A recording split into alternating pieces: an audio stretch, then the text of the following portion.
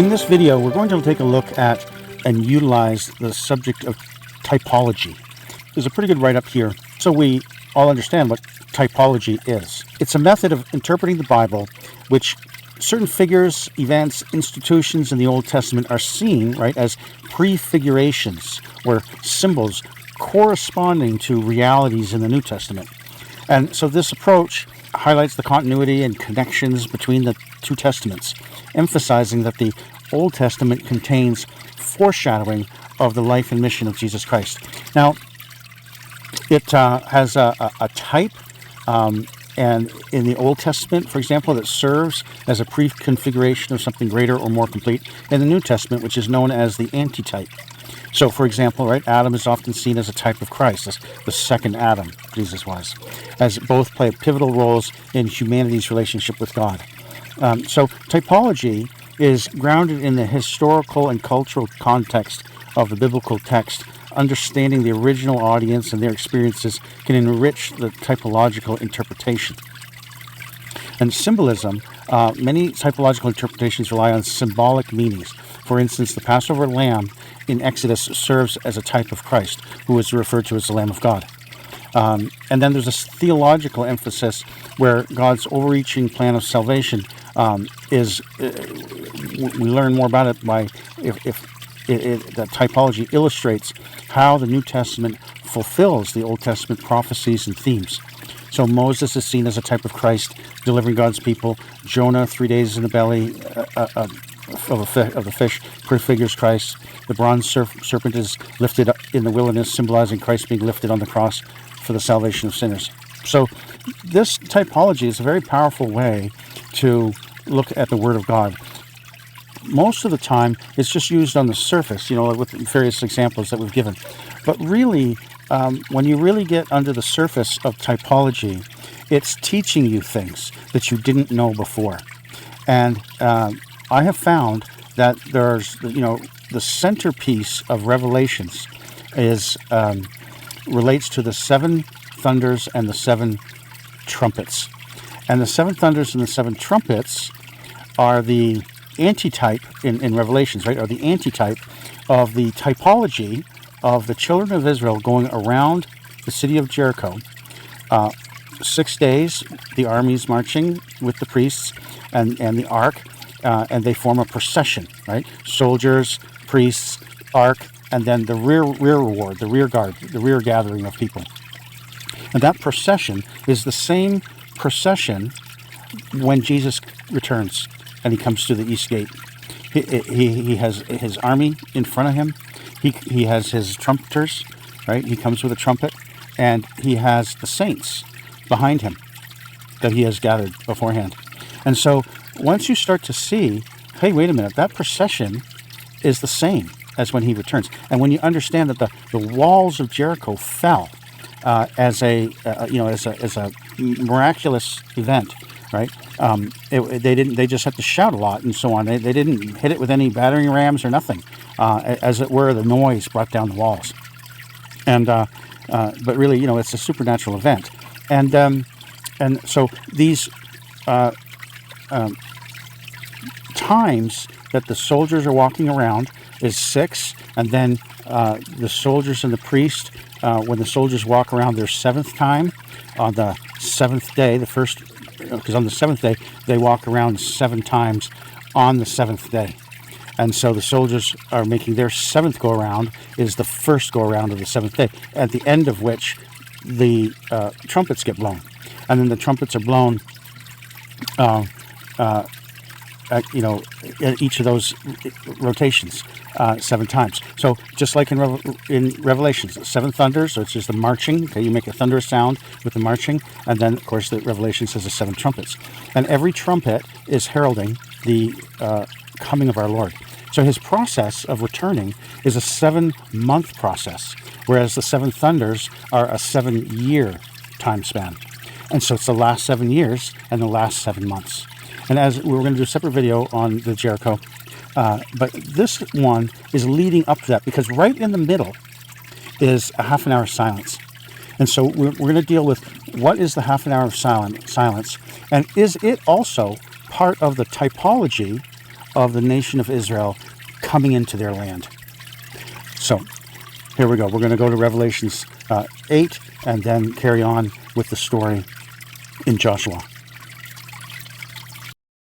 And when he had opened the seventh seal, there was silence in heaven about the space of half an hour. It says about, right? So it's not an absolutely perfect timing, but it's about. It's pretty close. But you know, we're not looking for perfection in the actual 30 minutes. Now this comes at the seventh seal, okay, and immediately he sees the seven angels which stood before God, and to them were given the seven trumpets. So this is happening immediately after. Okay, so this silence is connected to the seven angels with the seven trumpets. Now the seven trumpets we'll talk about later, but just for now so that you can know the time frame. The seven trumpets represent the last 7 months. Every new moon you blow a trumpet. And each trumpet blowing is a heralding of the return of Jesus. So his return, we usually think of it as like a singular point in time. And there is a point in time on the seventh trumpet when his feet actually touch down on Mount Olives. But his return is a process through 7 months. There's a part of the process you'll see later, the sign of his coming and the gathering of the saints taking place before the last three woes, because the last three woes only affect the inhabitants of the earth. And if you've been part of the ingathering, you're no longer an inhabitor of the earth. And so that's a total solar eclipse. It's the sign of his coming, which is through Egypt. So very close to Israel, total solar eclipse, August the 2nd, 2027. So that's just enough for now to understand the timing here. So the timing of the silence in heaven about the space of half an hour is just before the seven trumpets begin. What this ends up meaning is that there's a fixed dominion of men time frame. And it was said that God wouldn't strive with man, which really means mankind. Not going to strive with mankind, because it can mean both. But in that context of him striving, he doesn't strive with a person because they've exceeded 120 years. He's striving with the sin of all of mankind.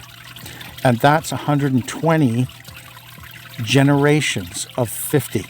Okay, all of mankind experience an average of 50-year generations. In other words, in the Bible, a 20-year-old male, right, is a man, can serve in the army, gets counted in a census, can become a priest, 20 years old, can be married, can have children. And if he's 20 years old and he has a child, on average, 50 years later, the child is 50 now, the man is 70, and he dies.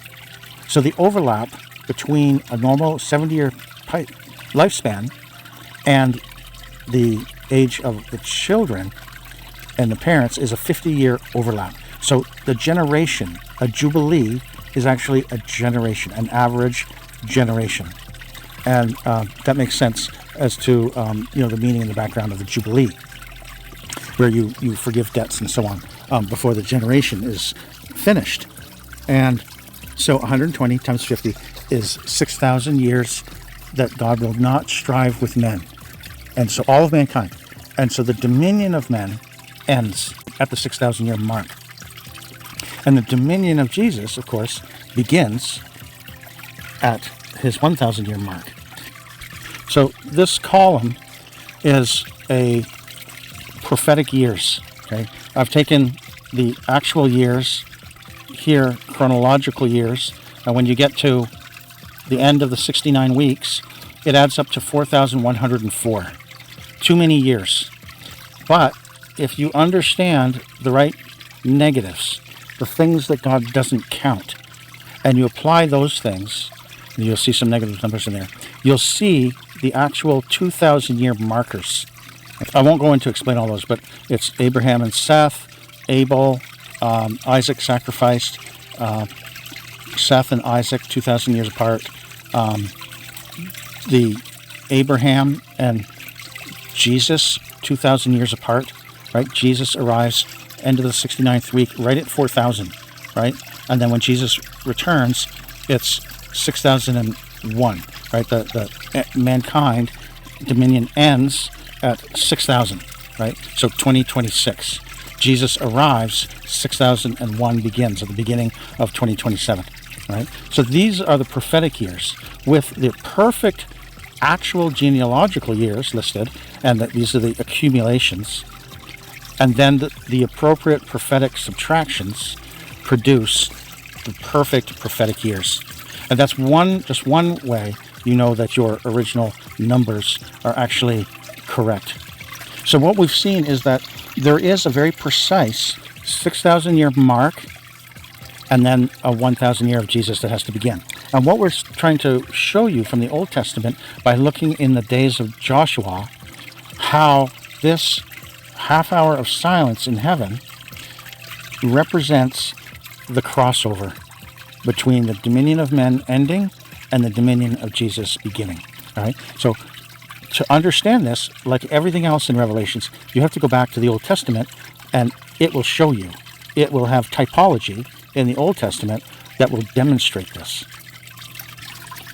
So what we're seeing here in Joshua 1 is that after the death of Moses, okay, so Moses has died. Now Moses is a type of Christ, and this is the point in time in which they are entering the promised land. So this is a big moment, a big prophecy moment, right?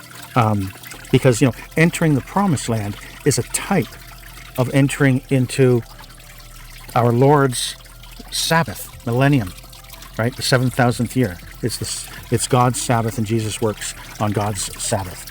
And God takes pleasure in watching his Son working, fulfilling God's prophecies, fulfilling God's purposes, his righteous Son on his Sabbath. That's what God does. God doesn't work. He gets to just watch his Son in action, right? Like a parent watches their child, learn how to walk or whatever it is. Parent loves to watch their children. And so Moses dies, and what we can make this analogy of is that Jesus dies. So this is the point at which Jesus has now died. So God says, every place, right, that the sole of your foot shall tread upon, that have given unto you, from the wilderness to Lebanon, even unto the great river, the river Euphrates, all the land of the Hittites unto the great sea, Mediterranean, right, toward the going down of the sun, that's the west, the Mediterranean Sea, shall be your coast. There shall not any man be able to stand before thee all the days of your life. Okay, so no one can stand before Jesus. As Joshua fulfills his life, he's the type of Jesus. He's conquering the world during the millennium, and Joshua is conquering the land of Canaan, okay, with God's help. And no one is going to succeed over Joshua. He's the one that's going to be successful in every campaign, just as Jesus is. And now here's his instruction to Joshua and to us, right? This book of the law shall not depart out of your mouth, but thou shalt meditate therein day and night, that thou mayest observe to do according to all that is written therein. So thou shalt meditate therein day and night. And that's what we ought to be doing during the latter days, especially, right? That's what we're focused on. We're focused on wanting to see God's righteousness in his word, showing our desire to know God and to know his Son, right?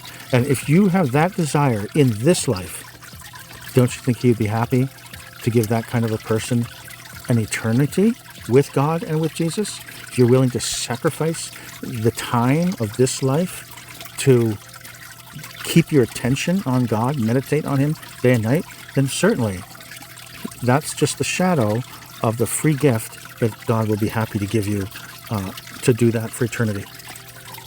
Okay, so now they're getting ready to assemble themselves to cross the Jordan. And they said, when you see the ark, when you see the Ark of the Covenant, okay?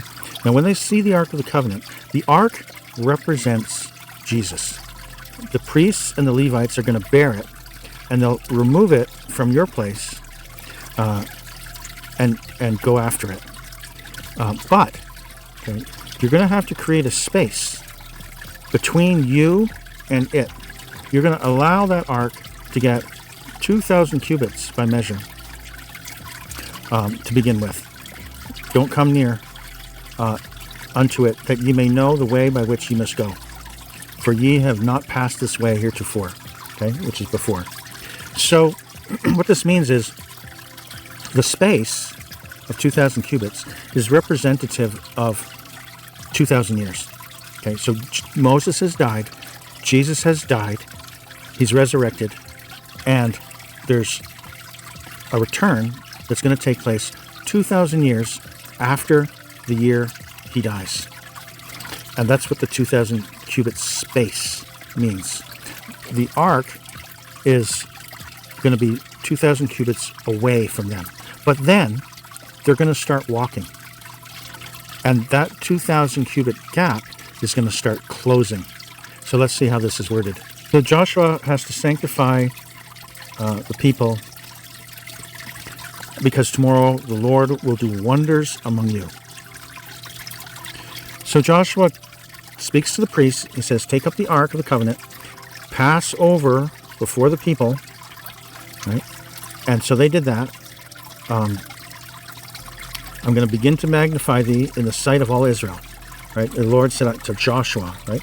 He's going to become magnified before all Israel. So Joshua, right, is going to be someone that they look up to for direction from God, just like Moses, very much the same as Moses. Joshua is going to receive that kind of awe, right, and respect from the people. See, it says, that they may know that as I was with Moses, so will be with thee. Okay. So when the priests come to the brink of the water of Jordan, they will stand still in the Jordan. So that means they're going to stand in the middle of the Jordan River, but it's a flowing river. So he takes the ark, and all the people are going to pass before the ark. And he's going to take 12 men out of the 12 tribes. And as soon as the soles of the feet of the priests that are bearing the ark, the Lord of all the earth shall rest in the waters of Jordan, that the waters of Jordan shall be cut off from the waters that come down from above. Okay? And they shall stand upon an heap. Jesus is cut off. Just like Moses is died, he's cut off. The waters are cut off from flowing. Just as soon as the first foot of the priest touches the water. So it's flowing, and they need to walk straight into it, knowing that God has promised to cut it off. And so that's what happens. Now the people are 2,000 cubits back, which is, about,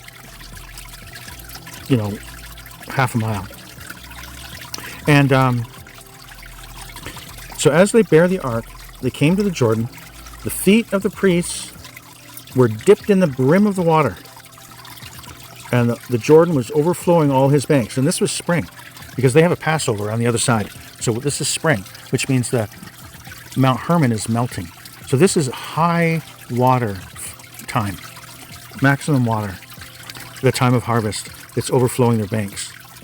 So the waters which came down from above rose upon a heap, very far from the city Adam that is beside Zeratan. And those that came down toward the sea of the plain, even the salt sea, failed and were cut off, and the people passed over right against Jericho. Now the priests that bore the ark of the covenant stood firm on dry ground in the very middle of the Jordan.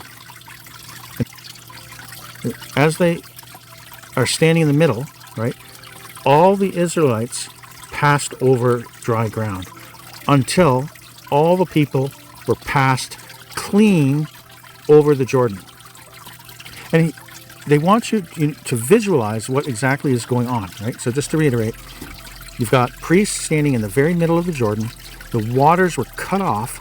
Now, as the people start walking across the Jordan, they can walk wide, right? They can widen their walk because everything's cut off all the way downstream. So they have lots of space. They're not channeled into a single narrow channel. They can walk across wide, right? So the whole majority of them can walk across quickly and freely. But the 2,000 cubits gets smaller and smaller and smaller because the priests are standing still in the middle of the Jordan.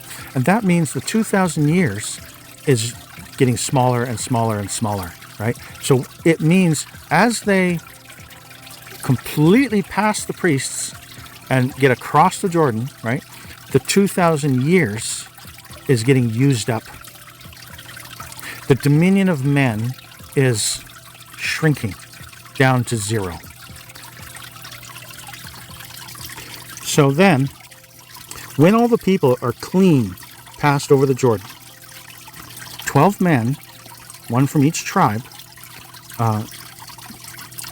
took out of the place where the priests stood firm 12 stones and carried them over and left them in the lodging place where you shall lodge this night. So they made a pile of 12 stones that came from the center of the Jordan, and they became a memorial that God was with them and that they came across the Jordan as a memorial that this happened.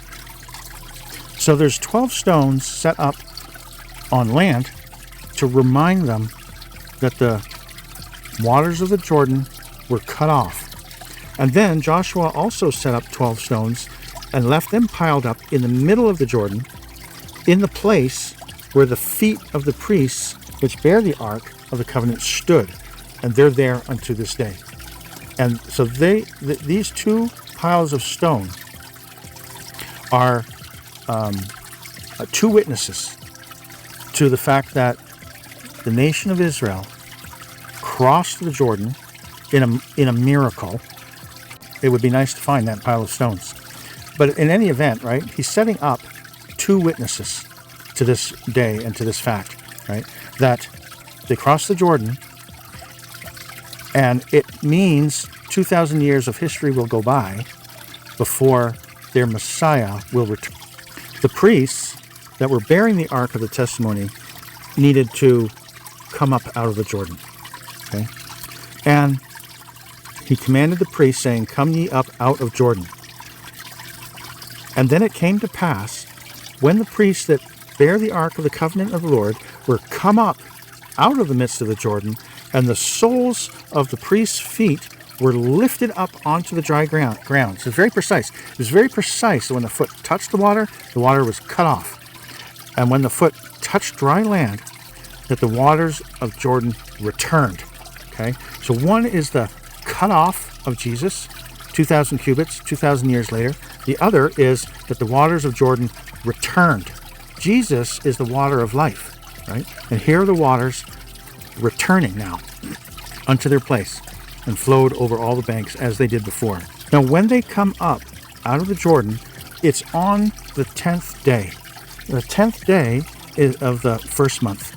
That's the day that you set up the qualified lamb, unblemished of the first year, for the Passover sacrifice. So here we have the timing. The first trumpet happens on new moon, which would be Nisan 1.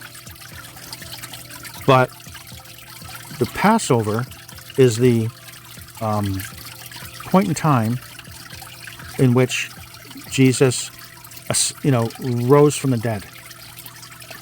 And so we are trying to show that this is connected to the death of Jesus, 2,000 years going by, and then Jesus returns. And here we are.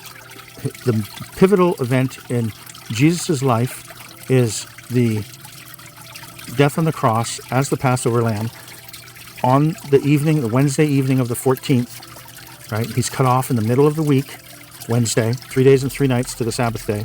And here, during the time frame of his return, they land first day on the 10th, on the beginning of the setup of the Passover. So it's not by coincidence that the Passover marks the year of his ascension into heaven, and here's the Passover marking the prophetic year of his return, because they're in the promised land now. And when Jesus returns, he brings us to the promised land during his return process.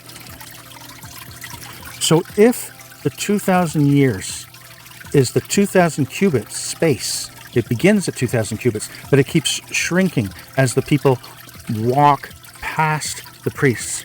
Now, while the people are walking past the priests, okay, they're making noise until they get to the other side and they've walked out of the Jordan bed. And it's not a very wide river. Now the priests are in the center, so they don't have far to go. But it's quiet. The people are all gone. Everyone's gone by. It's just the priests now. And the priests with the ark, quietly, all by themselves, are walking the rest of the way across the river onto dry land. And as soon as their feet come onto that dry land, the noise and the rush of a huge torrent of water comes crashing down through. So you have a half an hour about of silence as the priests finish just themselves walking the final half an hour width of the Jordan before the water comes noisily crashing back to its normal flow. Back to the 6,000 years of striving with men. What happens when the waters come back to rest? So here, when God stops up the Jordan, the waters of the Jordan are cut off, right? Jesus just dies from waters that come down from above. Okay. The waters below are cut off from the waters that come down from above. And what that means is they shall stand upon a heap. So the waters are flowing down, and if you cut them off like that, now you have to hold back the water, and the water is flowing. It keeps coming. It's a river. And so this is not a natural event. This is not something that you would expect could happen in nature. It would take something very unusual. This sounds more like simply a miracle, the power of God holding back the waters, right? And it's getting heavier and accumulating higher, right? And they're getting held back and they're heaping up. They heap up. And it takes a lot of strength and strain to hold these waters back, okay? And this is what God says: I will not strive with man for more than 6,000 years, 120 times 50 generations. So there's waters. This represents the last 2,000 years, but it's an image of God striving with the water as the 2,000 years goes by. He's striving with men even more than before because they've killed his son, albeit he has his son sitting at his right hand. But men still are sinning, and so it's still a striving. The full 6,000 years, God strives. And that's sort of an image of the kind of power it takes to hold back these heaping waters. When the priests that bear the ark had the soles of their feet lifted up onto the dry land, the half an hour that has gone by for them to walk quietly, the waters of Jordan returned unto their place, right? Which means God's resting.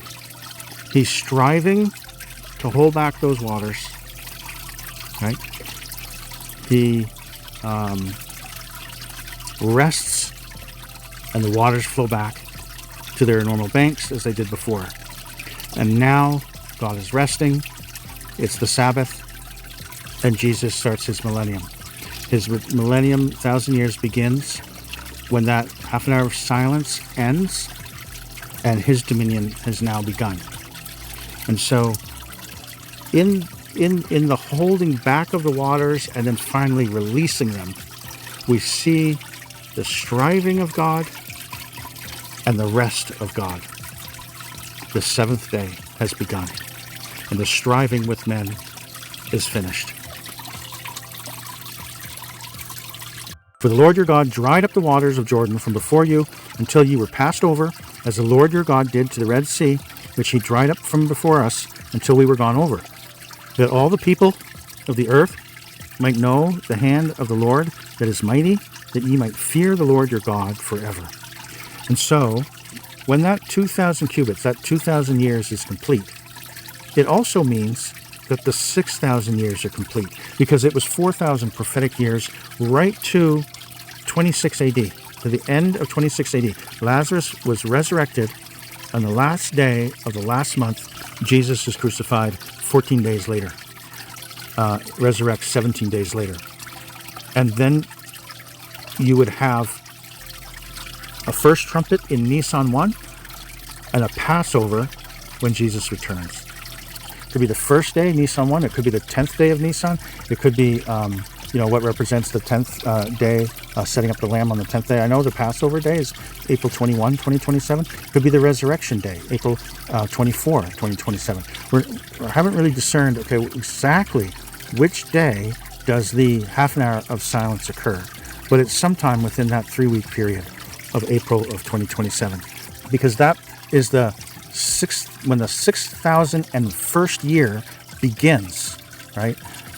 We have transitioned with a half an hour silence between the dominion of men and the dominion of Jesus, and it's shadowed and it's typology, right? It's typed by the remaining amount of time it takes for the priests to finish walking from halfway in the Jordan riverbed to the shore line, to their feet stepping onto dry land.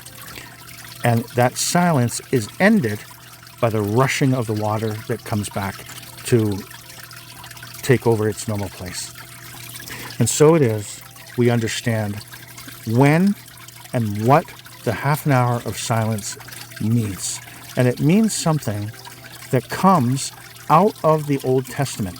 Now we're going to continue and look at the destruction of Jericho and all the details of exactly how did that happen, and map that onto Revelation's 7 thunders and 7 trumpets, as we provide the structural picture of what Revelations represents, which this Jericho destruction is the centerpiece of Revelations. The last 7 years, the last 7 months. Of course, that's the centerpiece of Revelations, which is all about the events leading up to the return of Jesus, the actual return of Jesus, and a little bit of what it's going to be like in the years shortly thereafter, including, of course, the Judgment Day. So I hope that you've come to understand the power of the types of the Old Testament. And Jesus said that he showed his disciples all about him from the Old Testament. Everything they learned was Jesus showing and shedding light, like this, shedding light on the Old Testament of how it represented and how it spoke of him in particular, okay? And his ministry that they experienced with him. But it also sheds light on his return, not just his first coming, but also his second coming. It does the same for them as it does for us in our day. That is the wonderful complexity of the Old Testament, and that all of the New Testament, in fact, all of the Bible, is understood through the Old Testament, so that nothing is new and nothing is of a private interpretation. Understand the Bible. You never need to take your eyes off the Bible in order to understand the Bible. And it's precisely what God does not want you to do, is to take your eyes off the Bible and go into the writings of men that are erroneous histories with erroneous dates and dubious facts.